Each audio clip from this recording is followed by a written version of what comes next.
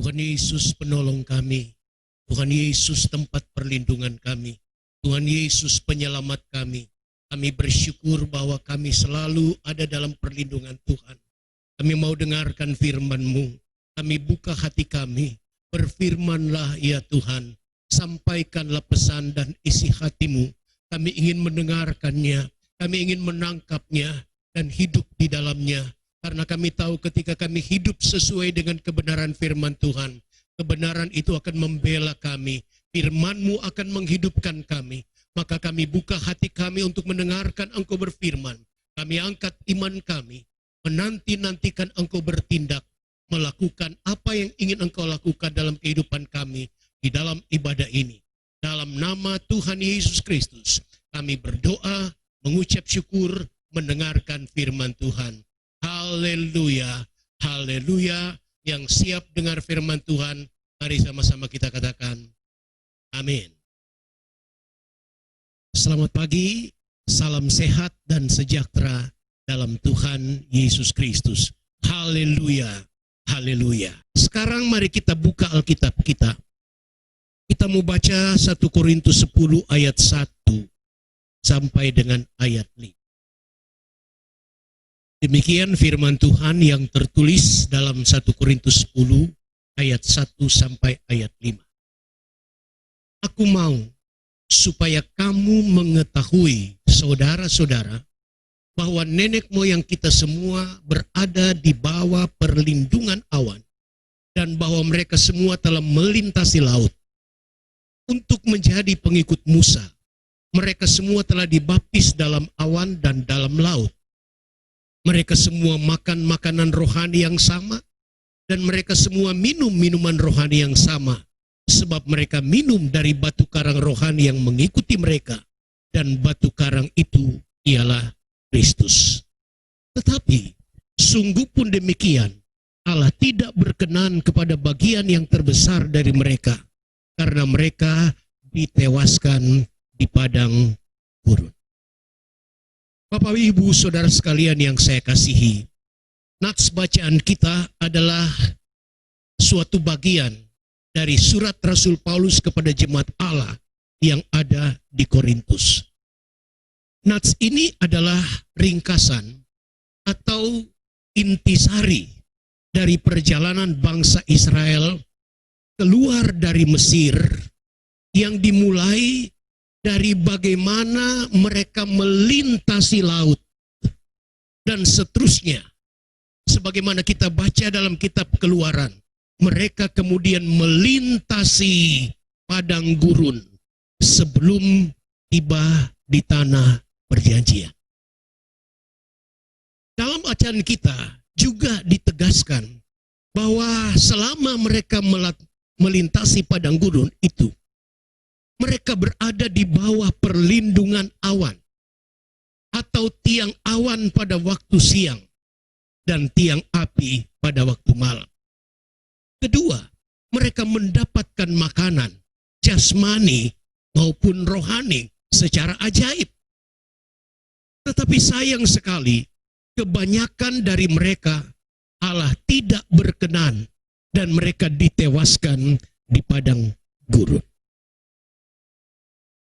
Dari nats bacaan ini, Tuhan menaruh di hati saya untuk menyampaikan kebenaran firman Tuhan yang saya beri judul melintasi padang gurun.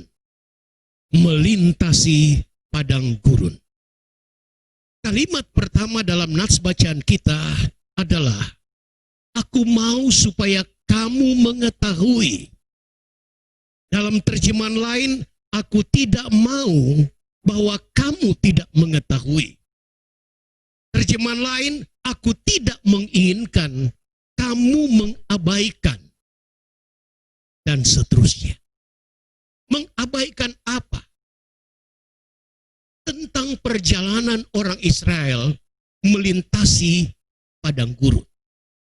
Jadi sebagai jemaat Tuhan, kita harus mengetahui, kita tidak boleh mengabaikan kisah bangsa Israel melintasi padang gurun itu. Kalau kita baca pada ayat 6 dan ayat 11, Dari 1 Korintus 10 dikatakan, semuanya ini telah terjadi sebagai contoh bagi kita untuk memperingatkan kita. Sebagai contoh dan dituliskan untuk menjadi peringatan bagi kita yang hidup pada waktu di mana zaman akhir telah tiba. Nah, seperti apakah situasi dan kondisi dari padang gurun itu?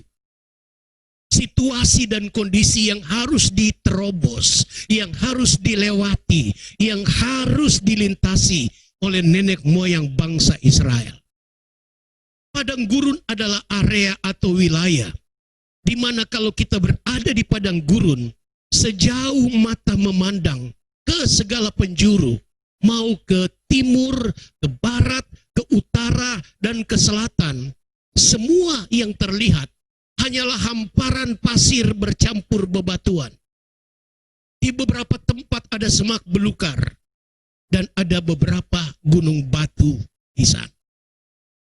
Sama halnya ketika kita berada di tengah lautan lepas, lautan bebas. Ketika kita melayangkan pandangan kita sampai di kaki langit, hanyalah air laut, hanya ada gelombang, tidak ada yang lain yang dapat kita lihat di sana. Begitu juga ketika berada di tengah-tengah padang gurun. Tidak ada warung di sana, tidak ada rumah makan di sana, tidak ada kafe, tidak ada restoran, tidak ada mall apalagi, tidak ada rest area, tidak ada penginapan, apalagi hotel berbintang. Bahkan kubur pun tidak ada. Sehingga satu kali umat Tuhan mengeluh dan protes kepada Musa. Apakah tidak ada kubur di Mesir? Dan engkau membawa kami di padang gurun ini. Saudara yang saya kasih dalam Tuhan. Temperatur di padang gurun pada waktu siang itu dapat mencapai 49 derajat Celcius. Sedangkan pada malam hari bisa turun secara drastis pada suhu minus 2 derajat Celcius. Perbedaan temperatur ini yang sangat drastis itu sangat menyiksa dan dapat membunuh mereka yang fisiknya kurang baik. Pada temperatur yang sangat panas di siang hari dapat menyebabkan sesak nafas karena kekurangan oksigen. Juga mengalami dehidrasi karena kekurangan cairan tubuh. Sementara pada malam hari, otot mereka bisa kejang, bisa menjadi beku karena suhu yang sangat dingin di malam hari. Saya dan istri bersama rombongan pernah melintasi padang gurun. Tetapi kami tidak berjalan kaki. Pertama kali tahun 2014 kami melintasi padang gurun. Naik pesawat sejenis ATR yang penumpangnya 40-50 orang.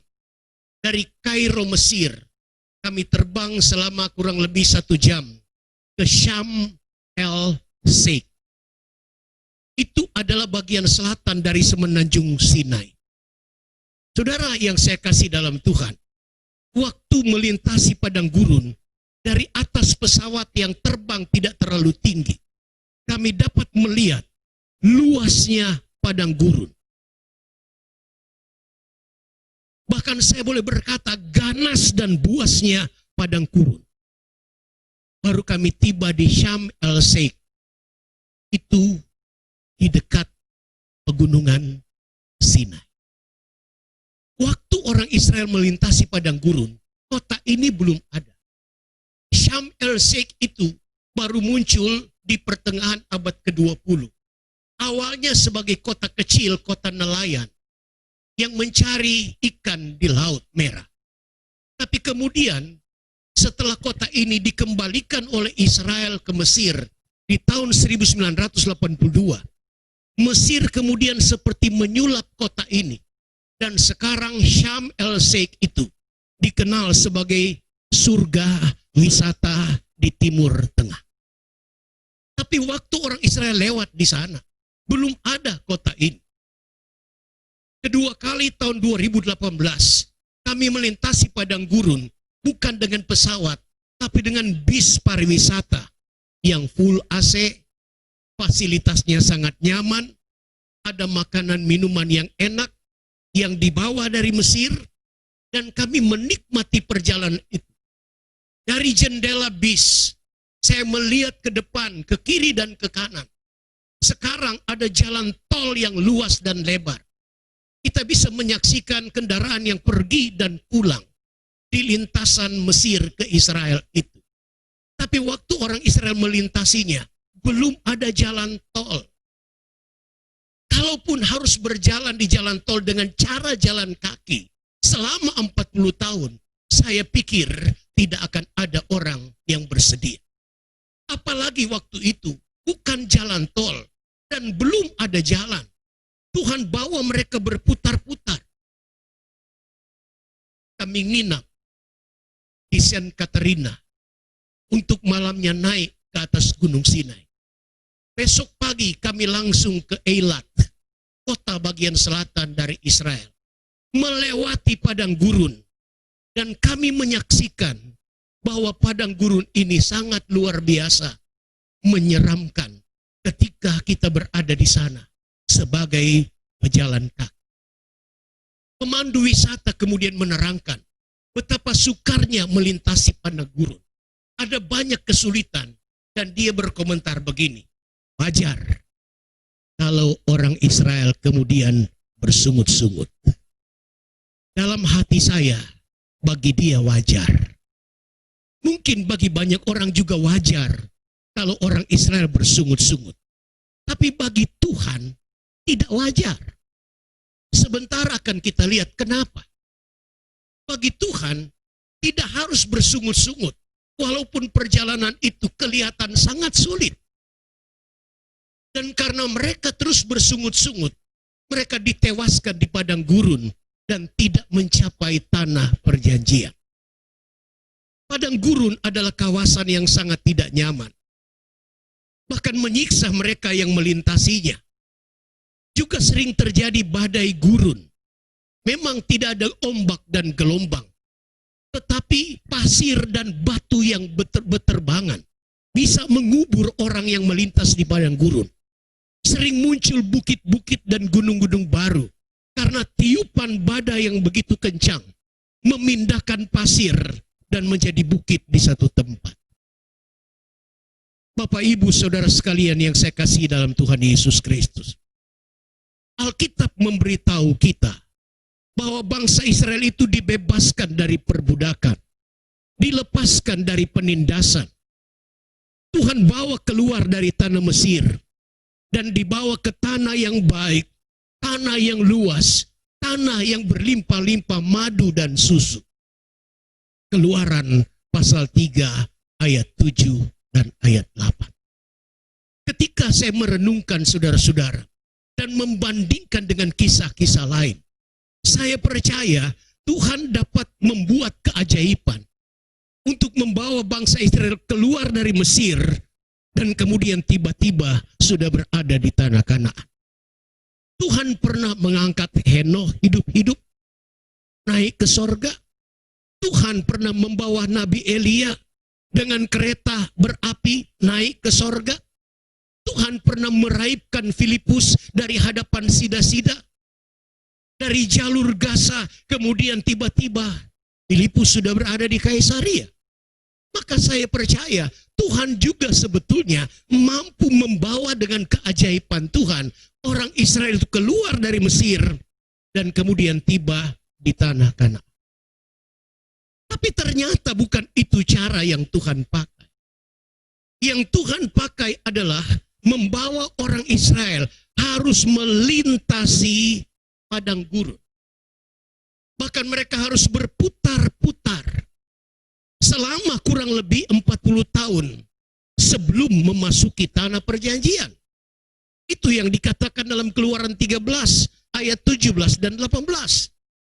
Ada jalan yang pendek, ada jalur singkat yang dapat ditempuh dalam waktu 10 sampai 1 bulan, 10 hari sampai 1 bulan. Jalur yang ditempuh oleh anak-anak Yakub ketika dari Kanaan, mereka harus membeli gandum di Mesir kepada Yusuf. Mereka bolak-balik bukan dengan waktu yang panjang dan lama. Tapi orang Israel dibawa melintasi padang gurun selama 40 tahun. Dan Alkitab berkata kita harus mengetahui kisah ini. Jangan mengabaikan kisah ini. Tadi saya sudah mengatakan di dalam 1 Korintus 10 ayat 6 dan ayat 11 bahwa peristiwa ini terjadi sebagai contoh bagi kita. Perjalanan ini ditulis di dalam Alkitab untuk memperingatkan kita yang hidup pada waktu di mana zaman akhir telah tiba. Mengapa? Karena bukankah sebagai orang percaya, kita juga sering mengalami satu situasi dan kondisi seolah melintas di padang gurun. Pada kesempatan lain saya akan bicara tentang mengapa Tuhan bawa mereka melintasi padang gurun. Ada kesulitan fisik material, ada cobaan, ada godaan, ada tantangan, ada musuh yang menghadang, tentu ada sakit, ada duka, dan lain sebagainya. Kita telah mengalami ini. Dan di hari-hari yang akan datang, sangat besar kemungkinan kita masih akan melewati fase padang gurun yang sangat mengerikan itu. Tetapi semoga firman Allah ini menguatkan kita dan memampukan kita untuk menjalani hidup yang seolah harus melintasi padang gurun, untuk kemudian pada akhirnya kita masuk pada era dan area di mana Tuhan menggenapi segala janji-janjinya dalam kehidupan kita. Kabar baiknya adalah sekalipun mereka dan kita harus melintasi padang gurun, ayat 1 kalimat pertama mengatakan bahwa nenek moyang kita semua berada di bawah perlindungan. Kita boleh melintasi padang gurun. Kita boleh memasuki saat-saat sulit. Kita boleh diizinkan Tuhan melintasi zona yang sangat tidak nyaman. Tapi ada jaminan, ada perlindungan. Kita melintas di bawah perlindungan. Kita berjalan di bawah perlindungan. Perlindungan yang dinyatakan pertama, bahwa Tuhan hadir dalam wujud tiang awan pada waktu siang dan tiang api pada waktu malam. Dan tidak pernah beranjak. Coba kita baca Keluaran 13 ayat 20. Demikianlah mereka berangkat dari Sukot dan berkemah di Etam di tepi padang gurun. Perhatikan ayat 21. Tuhan berjalan di depan mereka pada siang hari dalam tiang awan untuk menuntun mereka di jalan, dan pada waktu malam dalam tiang api untuk menerangi mereka, sehingga mereka dapat berjalan siang dan malam. Dengan tidak beralih, tiang awan itu tetap ada pada waktu siang hari, dan tiang api pada waktu malam di depan bangsa mereka. Tidak pernah beralih, tidak pernah beranjak, baik waktu siang atau pada waktu malam. Waktu siang, di mana suhu bisa mencapai 49 derajat Celcius. Awan itu memberi kesejukan, bukan cuma menuntun. Awan itu seperti menetralisir suhu yang ada di padang belantara. Dan mereka berjalan tanpa harus takut dengan dehidrasi atau kesulitan bernafas. Di waktu malam yang suhunya bisa turun sampai 2 derajat di bawah 0. Tetapi mereka tidak perlu takut kedinginan. Otot menjadi beku dan kejang-kejang karena ada tiang api yang bukan cuma menuntun mereka di jalan, tapi menghangatkan mereka pada waktu malam. Saudara yang saya kasih dalam Tuhan, kalau kita melintasi padang gurun, melewati masa-masa susah, apalagi seperti keadaan yang kita sedang hadapi selama 3 bulan terakhir ini, Percayalah, Tuhan tidak beranjak dari kehidupan kita. Dia menyertai kita untuk menolong kita. Dia dapat melakukan mujizat-mujizat seperti yang terdapat dalam Yesaya 49. Ayat 14. Sion berkata, Tuhan telah meninggalkan aku, dan Tuhanku telah melupakan aku. Ayat 15, Tuhan kemudian berkata, dapatkah seorang perempuan melupakan bayinya, sehingga ia tidak menyayangi anak dari kandungannya? Sekalipun dia melupakannya, aku tidak akan melupakan engkau. Lihat, aku telah melukiskan engkau di telapak tanganku. Tembok-tembokmu tetap di ruang mataku. Bukankah ini sebuah keajaiban? Bahwa Tuhan tidak pernah melupakan kita. Seorang perempuan dapat melupakan bayinya, tapi Tuhan tidak akan pernah melupakan kita. Keberadaan kita terukir di telapak tangan Tuhan. Tembok-tembok rumah kita, tempat kediaman kita ada di ruang mata Tuhan. Tuhan memperhatikan kita. Maka kita tidak boleh berkata, Tuhan telah meninggalkan kita, sehingga kita mengalami keadaan yang sangat sulit ini. Tidak. Dalam perjalanan kita dituntun memang bukan dengan tiang api yang dapat kita lihat dengan kasat mata. Tapi Mazmur 119 ayat 105 berkata, firman-Mu itu pelita bagi kakiku dan terang bagi jalanku. Kita dituntun oleh firman Allah. Kita disertai dengan Parakletos, Roh Kudus yang disebut Parakletos, penolong, penghibur, pendamping kita yang tidak pernah meninggalkan kita. Yohanes 14 ayat 16 mulai. Aku akan minta kepada Bapa, dan ia akan memberikan kepadamu seorang penolong yang lain, supaya ia menyertai kamu selama-lamanya, yaitu Roh kebenaran. Dunia tidak dapat menerima dia, sebab dunia tidak melihat dia dan tidak mengenal dia. Tetapi kamu mengenal dia, sebab ia menyertai kamu dan akan diam di dalam kamu. Aku tidak akan meninggalkan kamu sebagai yatim piatu. Dalam situasi seperti melintasi padang gurun, Tuhan tidak meninggalkan kita. Dia menggendong kita. Dia tidak melupakan kita. Dia berdiam di dalam kita, bergerak di dalam kita. Roh Kudus menyertai kita sampai selama-lamanya.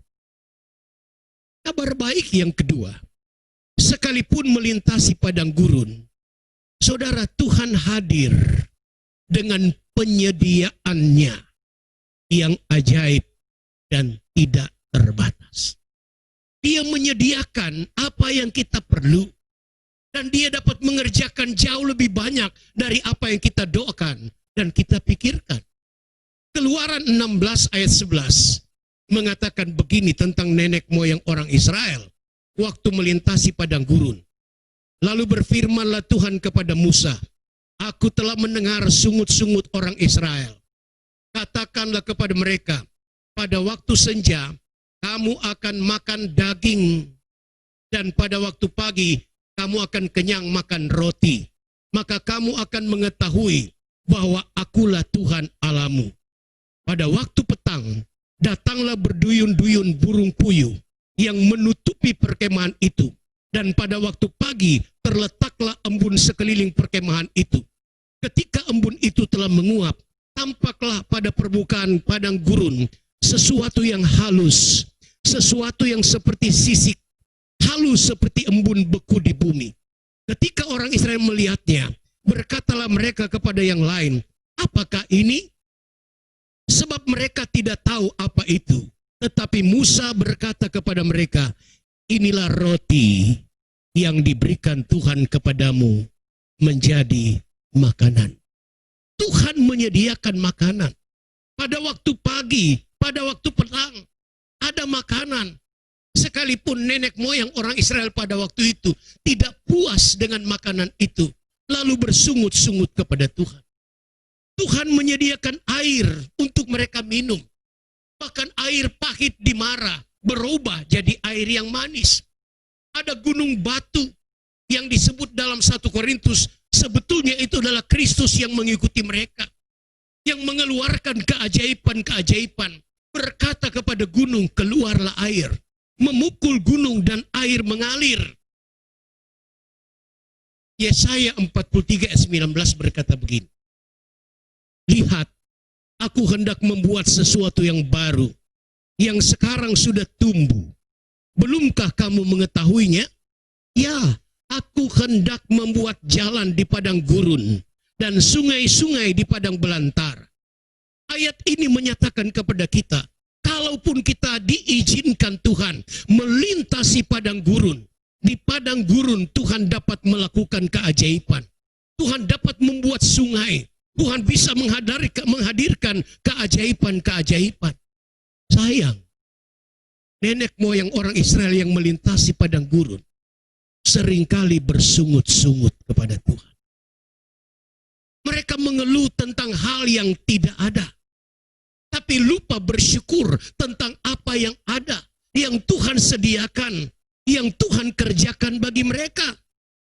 Saudara sekalian yang saya kasih dalam Tuhan, dalam kehidupan kita, Alkitab mengajarkan kita untuk belajar puas dengan apa yang ada. Belajar merasa cukup dengan apa yang Tuhan berikan. Dan kalau kita merasa cukup dengan apa yang Tuhan berikan kepada kita, hari ini, saat ini, ketika kita beribadah, maka ibadah itu akan menghasilkan kekuatan besar untuk menghadirkan keuntungan yang besar bagi kita. 1 Timotius pasal 6 ayat 6. Memang ibadah itu kalau disertai rasa cukup memberi keuntungan besar. Sebab kita tidak membawa sesuatu apa ke dalam dunia, dan kita pun tidak dapat membawa apa-apa keluar. Asal ada makanan dan pakaian, cukuplah. Kalau hari ini kita bisa pakai, kita masih bisa makan, kita masih bisa tidur di bawah atap rumah kita, bahkan di atas tempat tidur yang empuk barangkali. Bersyukurlah kepada Tuhan. Masuklah kepada suasana rasa cukup. Jangan mengeluh tentang harapan yang belum menjadi kenyataan. Pada akhirnya Tuhan akan memberikan apa yang kita harapkan, bahkan lebih dari apa yang kita pikirkan. Tapi selama kita melintasi padang gurun, dan kita masih punya makanan, kita masih punya pakaian, kita masih bisa bergerak, inilah rasa cukup. Dan ketika dengan rasa cukup kita beribadah, ada berkat yang luar biasa, ada keuntungan yang besar. Tuhan hadir dengan segala penyediaannya ketika kita melintasi padang gurun. Yang ketiga, yang terakhir, kabar baik untuk para pelintas padang gurun, bahwa Tuhan mau hadir dengan mujizat-mujizat yang Dia dapat kerjakan. Orang Israel mengalami mujizat di mana pakaian mereka, kasut mereka tidak menjadi rusak. Tuhan memberikan kemenangan kepada mereka. Selain penyediaan Tuhan yang ajaib, ada jaminan mujizat dapat terjadi dalam kehidupan kita saat kita melintasi padang gurun. Ulangan 29 ayat 5. 40 tahun lamanya aku memimpin kamu berjalan melalui padang gurun. Pakaianmu tidak menjadi rusak di tubuhmu, dan kasutmu tidak menjadi rusak di kakimu. Ada dua macam penafsiran tentang ayat ini, dan dua-duanya itu menunjukkan keajaiban Tuhan. Penafsiran pertama katanya bajunya itu doang, tapi tidak menjadi rusak selama 40 tahun. Kasutnya tidak diganti-ganti dan tidak menjadi rusak sampai 40 tahun. Dan kalau tafsiran ini yang kita anut, bukankah ini sebuah keajaiban? Tapi ada penafsiran kedua, bahwa Tuhan selalu menyediakan pakaian mereka. Tuhan menyediakan kasut bagi mereka. Tuhan menyediakan keperluan dan kebutuhan sehari-hari. Dan ini juga adalah sebuah keajaiban. Tuhan tidak membiarkan kita. Tuhan hadir di tengah-tengah kita. Tuhan menuntun kita. Tuhan tidak melupakan kita. Tuhan hadir dengan penyediaannya. Tuhan hadir dengan mujizat. Dalam Keluaran pasal 17 ayat 8 sampai 16, tiba-tiba bangsa Amalek menghadang mereka di padang gurun. Lalu Musa berkata kepada Yosua, agar Yosua mempersiapkan pasukan. Pilihlah beberapa orang, keluarlah berperang melawan orang Amalek. Aku akan naik dengan tongkat di tanganku di atas gunung. Naiklah Musa di atas gunung, diiringi Harun dan Hur. Musa berdiri mengangkat tongkat di tangannya. Selama tangan Musa terangkat, selama itu orang Israel menang. Tapi karena manusia juga, Musa juga adalah manusia. Ketika dia merasa letih, tangannya turun. Tidak kuat lagi mengangkatnya. Selama itu bangsa Israel terpukul kalah. Tapi kemudian Harun dan Hur mengambil inisiatif. Mengambil sebuah batu. Musa didudukkan di sana. Seorang mengangkat tangan Musa. Seorang yang lain mengangkat tangan kiri Musa. Dan selama itu Tuhan memberikan kemenangan. Dan akhirnya orang Israel menang. Sekalipun ada musuh yang menghadang. Bukankah ini sebuah mujizat? Oleh karena itu Bapak Ibu Saudara sekalian yang saya kasih dalam Tuhan Yesus Kristus. Mungkin ada di antara kita yang saat ini hidupmu seolah tidak ada masalah. Jauh dari situasi melintasi padang gurun. Tapi kalau besok Tuhan izinkan engkau melintasi padang gurun. Atau pada kesempatan lain engkau membuka mata. Dan engkau sadar engkau sedang berada di padang gurun. Ingatlah firman Tuhan itu. Dan bagi Bapak Ibu Saudara sekalian. Yang hari-hari ini. Yang saat ini sangat merasakan ketidaknyamanan. Cenderung tersiksa. Seakan melintasi padang gurun. Dengarkanlah firman Tuhan. Hidupkanlah firman Tuhan. Bahwa ketika kita melintasi padang gurun. Tuhan tidak berdiam diri di belakang langit biru. Tapi Dia beserta kita. Tidak meninggalkan kita. Tidak akan melupakan kita. Seperti tiang awan dan tiang api. Yang tidak pernah beranjak. Baik pada waktu siang, baik pada waktu malam. Demikianlah penyertaan Tuhan melalui firman Tuhan dan Roh Kudus dalam kehidupan kita sekarang sampai selama-lamanya. Kita tidak sendirian, kita tidak berjalan sendiri, kita tidak bergumul sendiri karena Tuhan memimpin kita. Dia hadir dengan penyediaannya yang tidak terbatas. Dia hadir dengan penyediaan untuk memenuhi segala kebutuhan kita.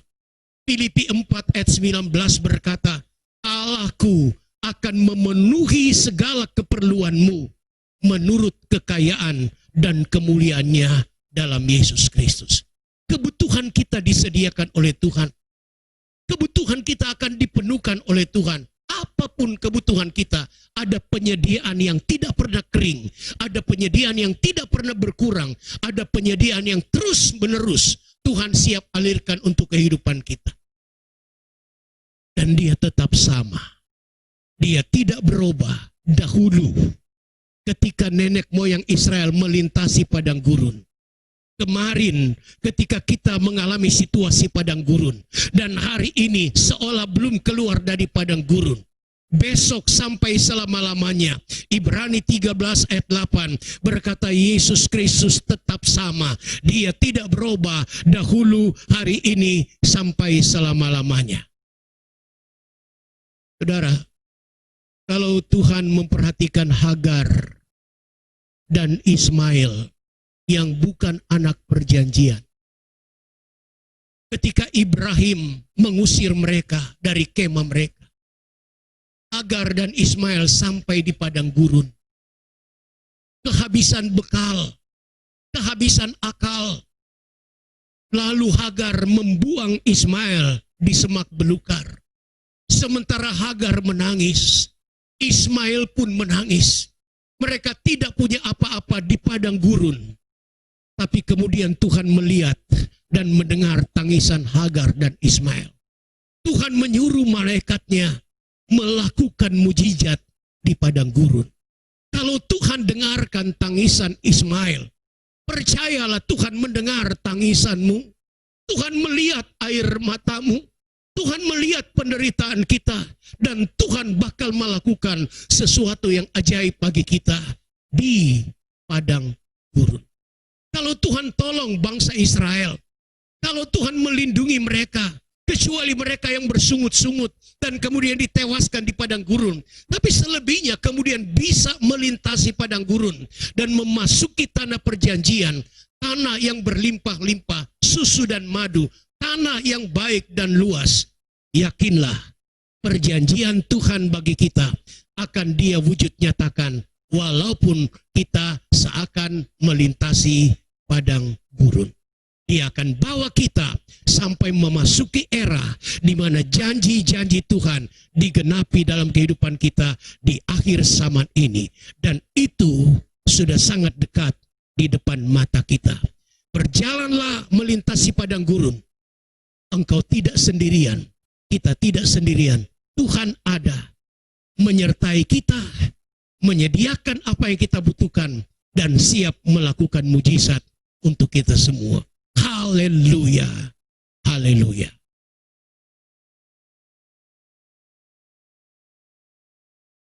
Musim boleh selalu berganti.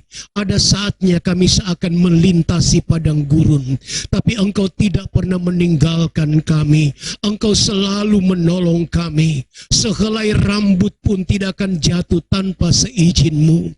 Jika Engkau memelihara burung di udara yang tidak menabur dan tidak menuai, kami yakin Engkau memelihara kami, mengenyangkan kami seumur hidup kami. Ketika kami berada dalam keadaan penuh dengan sukacita karena kenyamanan dan berkat yang berlimpah, Engkau ada di sana. Saat kami seolah berada melintasi padang gurun, ada keluh kesah di orang lain, ada sakit penyakit, ada kengerian, ada ketidaknyamanan, kami juga diingatkan oleh firman-Mu bahwa Engkau tidak melupakan kami. Engkau hadir menyertai kami, menyediakan apa yang kami perlukan dan melakukan mujizat bagi kami. Hamba-Mu berdoa, tanamkan kebenaran ini dalam hati anak-anak-Mu ya Tuhan, terutama ketika kami melewati saat-saat seakan melintasi padang gurun. Kami akan tetap kuat dan kokoh. Kami yakin dan melihat Engkau hadir, menyediakan apa yang kami perlukan dan melakukan keajaiban-keajaiban sesuai dengan kebesaran Tuhan. Terpujilah nama-Mu Tuhan. Kalau jemaat pulang nanti, biarlah mereka pulang dengan firman Tuhan yang selalu hidup dalam kehidupan kami semua untuk menjalani hari-hari hidup sekalipun seakan melintasi padang gurun. Engkau menyertai kami, Engkau memelihara kami, Engkau menjaga kami seumur hidup kami sampai kami menikmati penggenapan janji-janji Tuhan. Engkau tidak pernah meninggalkan kami. Haleluya, haleluya. Bapak, kami akan melanjutkan ibadah kami dengan mengulurkan tangan, memberikan korban-korban persembahan khusus. Mungkin ada anak-anak-Mu yang akan kembalikan milik-Mu. Mata-Mu tertuju atas mereka yang dengan kasih dan ketaatan serta ketulusan mau melakukan kebenaran ini. Genapilah janji firman-Mu dengan membuat kehidupan mereka dilimpahi dengan segala berkat. Berkat bagi rohani kami, bagi jiwa kami, bagi tubuh jasmani kami, untuk kami tetap berjalan mengiring Engkau sampai seumur hidup kami. Haleluya. Amin.